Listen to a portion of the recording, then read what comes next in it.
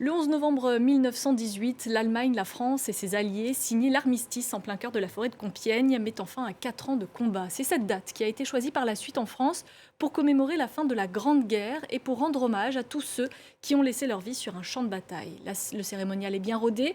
Chaque année, le président de la République passe les troupes en revue, dépose une gerbe sur la tombe du soldat inconnu et ravive la flamme sous l'Arc de Triomphe en présence d'élus et d'anciens combattants. Mais les Français, dans tout ça, sont-ils vraiment mobilisés lors de ces cérémonies? Le 11 novembre doit-il rester un jour férié consacré aux commémorations? À quoi servent-elles vraiment? C'est avec vous, Nicolas Offenstadt, que nous allons en parler. Bonjour. Bonjour. Vous êtes historien, maître de conférences à l'Université Paris, auteur de La Grande Guerre, carnet du centenaire, et vous êtes aussi spécialiste des questions mémorielles. Mais d'abord, je vous propose de revenir en images sur les commémorations de ce vendredi.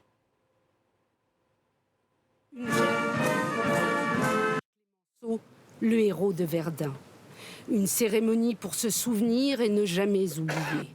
Le 11 novembre 1918 à 11 h du matin, le canon se tait. L'armistice met fin à la Grande Guerre. Cette journée de commémoration est aussi dédiée depuis 2012 aux combattants tués en opération extérieure durant l'année écoulée. Sous l'Arc de Triomphe, le président ravive la flamme du soldat inconnu. Maréchal des logis-chefs, Adrien Quélin. Brigadier-chef, Alexandre Martin. Ils avaient 24 et 29 ans et sont tous deux morts au Mali. Sans rien épargner à La France n'oublie pas ses morts. À Clermont-Ferrand, la mémoire se perpétue de génération en génération.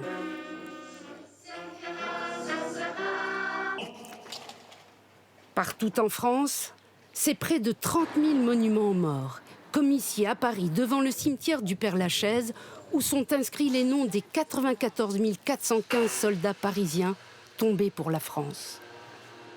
C'est impressionnant, la foule des gens qui ont été décimés, partout. C'est un travail de mémoire et puis c'est surtout face à l'actualité, au monde qui s'embrase. Je trouve que c'est important qu'on réalise que nous sommes en paix et que d'autres ont été en guerre et le sont toujours.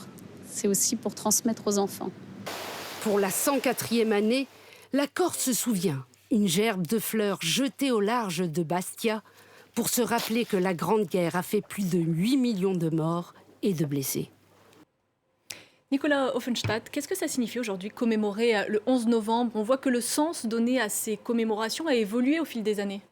Oui, bien sûr. Alors en fait, il y a deux sens. Le premier, c'est évidemment d'abord se souvenir des sacrifices des soldats de 14-18. Il faut rappeler que le 11 novembre, pour les soldats qui revenaient du front, c'était un jour de deuil. C'était se rappeler leurs camarades qui étaient restés sur les champs de bataille. 1 400 000 morts pour la France. Donc c'était avant tout un jour du deuil et pas seulement de la victoire ou de la fête. C'était un jour grave auquel tenaient les combattants. Donc je dirais que le 11 novembre, c'est d'abord se souvenir des poilus, se souvenir de cette épreuve collective qui a été évidemment catastrophique et qui a été d'une souffrance extrême pour tous ceux qui l'ont vécu. Et puis il y a un sens qui a été rappelé dans le reportage qui l'a fait un peu évoluer, puisque depuis 2012, c'est en fait une journée qui est dédiée à tous les morts pour la France. Donc du coup, le souvenir de 14-18 se dissout dans une forme de récit un peu héroïque de tous ceux qui, combattants ou pas, ont été tués. Et ça vous paraît pertinent ? Non, je vais vous le dire très sincèrement, moi j'étais contre cette évolution en 2012, je suis intervenu à l'époque, évidemment, d'une voix d'historien, je n'avais pas de prétention politique, mais je pense que non, parce qu'il me semble que garder le 11 novembre, comme le jour du souvenir de la Grande Guerre, c'est très important. Pourquoi ? D'abord par fidélité aux soldats de 14-18, à ces millions de mobilisés qui ont subi l'enfer des tranchées. Donc par fidélité à leurs souvenirs, je pense que le 11 novembre doit être centré sur 14-18.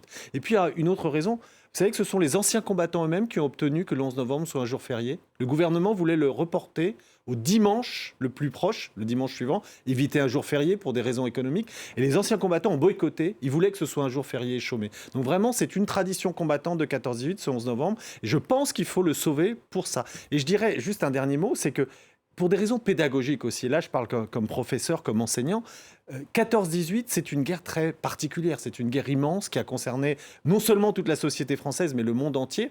Et c'est assez différent de ce qui s'est passé après, les guerres coloniales, les opérations extérieures de la France. Et donc tout confondre en un seul jour, c'est, je pense, très peu pédagogique. Est-ce qu'il est commémoré à l'étranger également, ce 11 novembre? Alors évidemment, pas dans les pays vaincus. En Allemagne, il y a une autre date qui célèbre le deuil de la Grande Guerre. Mais en Angleterre, oui, c'est très important. Et c'est un jour où il y a 2 minutes de silence. C'est pas férié en Angleterre, mais il y a 2 minutes de silence. Et beaucoup d'Anglais, c'est très frappant quand on est dans le monde britannique à cette époque-là, portent un coquelicot rouge, soit en badge, soit sur les institutions publiques, les fameux poppies, donc ces coquelicots des champs de Flandre, qui rappellent la mort des soldats en Flandre et l'expérience combattante de 14-18 en Grande-Bretagne. Donc oui, c'est un jour qui a une importance bien au-delà de la France. Aujourd'hui, il n'y a plus de poilus, évidemment, pour témoigner de ce qui s'est passé. On l'a vu sur les images, les commémorations, c'est beaucoup d'anciens combattants, beaucoup d'élus. Les Français, dans tout ça, est-ce qu'ils participent? Est-ce qu'ils sont vraiment investis et pris en charge pour ne pas oublier? Oui, alors je vous répondrai sans tergiverser, oui. Et on a eu un élément très précis pour le mesurer, c'est le centenaire de la Grande Guerre, qui s'est déroulé donc de 2014 à 2018. Il y a des centaines de milliers de Français qui se sont investis dans cette mémoire-là, parce que 14-18 les concerne, c'est l'histoire du grand-père, de l'arrière-grand-père, c'est l'histoire d'un proche dans la famille, donc c'est une histoire très commune. N'oubliez pas des millions de mobilisés.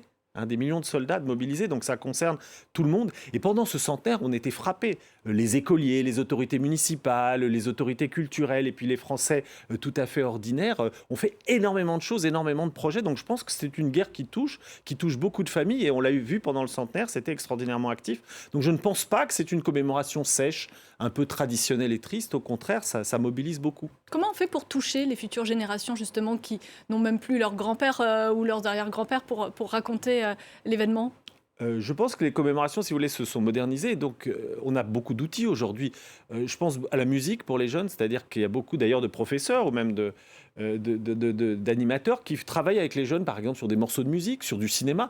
En fait, la Grande Guerre a tellement mobilisé les arts qu'on peut faire beaucoup de choses. On peut moderniser les commémorations. J'ai vu il y a des commémorations, on peut faire des morceaux de rap, on peut utiliser le cinéma, on peut utiliser le théâtre, on peut faire participer les jeunes qui écrivent eux-mêmes des lettres aux poilus. Donc, il y a tout un ensemble d'éléments qui permettent de rendre ces commémorations moins traditionnelles. D'ailleurs, c'est fait depuis longtemps. Vous savez, l'utilisation de la musique contemporaine, l'utilisation de la danse, l'utilisation du cinéma et pas simplement les porte-drapeaux devant les monuments aux morts. C'est quelque chose qui se fait depuis longtemps. Donc, il faut absolument moderniser les commémorations, ça c'est indéniable. Et qu'est-ce qu'on veut qu'ils retiennent de cette Grande Guerre finalement? Quel est l'enseignement, le message à transmettre aux nouvelles générations? Alors comme historien, moi je ne transmets jamais un message particulier, mais je pense qu'il faut leur offrir, si vous voulez, un moyen de réfléchir. Par exemple, il y a une notion que je trouve importante, c'est celle d'obéissance et de désobéissance. La Grande Guerre durant, de plus en plus de soldats, par exemple, ont refusé d'obéir. Il y a eu de grandes mutineries en 1917. Et je trouve que faire réfléchir les jeunes en se disant quand est-ce qu'on veut obéir, quand est-ce qu'on veut désobéir, est-ce qu'on a le droit de désobéir, est-ce qu'on a le droit de refuser la guerre à un moment donné, c'est leur donner une autonomie critique. Donc on peut, par exemple, travailler ces questions-là avec les élèves qui dépassent la Grande Guerre. Qu'est-ce que c'est que de se sacrifier pour la nation? Qu'est-ce que ça veut dire qu'un État qui mobilise une société? Qu'est-ce que ça veut dire que de s'investir personnellement ou de dire stop à un moment donné en considérant qu'on vous demande trop? Je trouve que c'est des questions qui peuvent rester actuelles et que la Grande Guerre nous permet de réfléchir.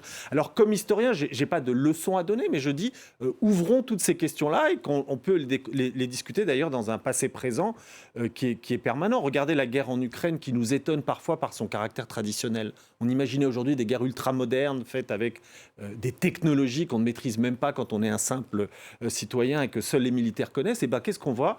On voit finalement des chars dans les rues, on voit des tranchées qui se creusent. On a l'impression qu'il y a certains aspects de la guerre en Ukraine qui nous renvoient à des guerres assez traditionnelles. Donc vous voyez, réfléchir 14-18, c'est se poser des tas de questions bien au-delà du moment historique C'était précis. ma question justement sur cette guerre qui finalement se rappelle à nous à l'heure actuelle avec effectivement cette guerre qui touche désormais l'Europe. Est-ce que c'est le signe que finalement, malgré ces commémorations, on ne retient pas les leçons du passé? C'est une grave question. Je dirais quand même qu'il y a une tendance globale dont la Grande Guerre est une des causes à délégitimer quand même la violence et à considérer que la guerre est vraiment une solution extrême. Et la Grande Guerre, si vous voulez, a suscité un pacifisme considérable dans les années 20 et 30. C'est une époque où on ne pouvait plus exalter la guerre, comme c'était le cas avant 1914. Et je pense qu'encore aujourd'hui, on a des traces de ce refus de la guerre. On voit les condamnations qui pleuvent. Alors vous allez me dire, ça n'empêche pas les guerres de se reproduire, mais je pense que... Et la montée des extrêmes? Aussi, que 14-18 a quand même marqué, si vous voulez, une forme de délégitimation de la guerre qui prend du temps, qui ne passe pas par des chemins de tout droit, mais qui a quand même beaucoup marqué les esprits. Merci beaucoup Nicolas Offenstadt. En amont, les commémorations pour vous ont un sens et en aucun cas il ne faudra les supprimer. Et maintenir ce jour férié. Oui, tout à fait, parce que finalement, c'est aussi un grand moment de pédagogie historique, de moment où on prend le temps de réfléchir sur le passé. Sinon, dans l'actualité, ça va très vite. Bien sûr qu'il y a des émissions d'histoire, des livres, des colloques, mais je pense que pour la société dans son ensemble, avoir un moment finalement où on prend un temps de retrait par rapport au présent. On se dit, on vient d'un passé, ce passé, il faut le réfléchir. Alors, les formes de commémoration, on peut les débattre, bien sûr, les discuter, mais je pense que prendre ce moment de retrait par rapport au présent, on dit, qu'est-ce que c'était 14-18 ? Pourquoi c'est si important ? Et pourquoi est-ce qu'on est encore en train de le commémorer ? Ça me paraît très important, même pour la cohésion sociale contemporaine. Merci à vous d'avoir répondu à la question qui fâche. Restez avec nous sur France 24. On se retrouve dans quelques minutes. On retournera justement à Kherson où notre envoyé spécial Taline Oudjian nous fera part de la situation sur place alors que les troupes russes battent en retraite.